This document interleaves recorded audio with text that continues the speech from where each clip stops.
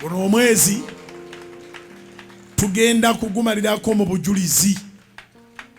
Ennaku ez'okubonaabona ziggwaayo, ennaku ez'okwesiima zisembedde.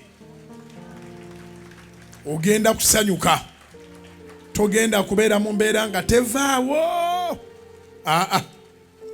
Bayibuli yetugamba mu Bakolinso ekisooka essula 2 olunyiriri olw'omwenda, 1 Corinthians chapter 2 verse 9. Tojerabiranga egamba naye nga bwe kyawandiikibwa nti eriiso bye litalabangako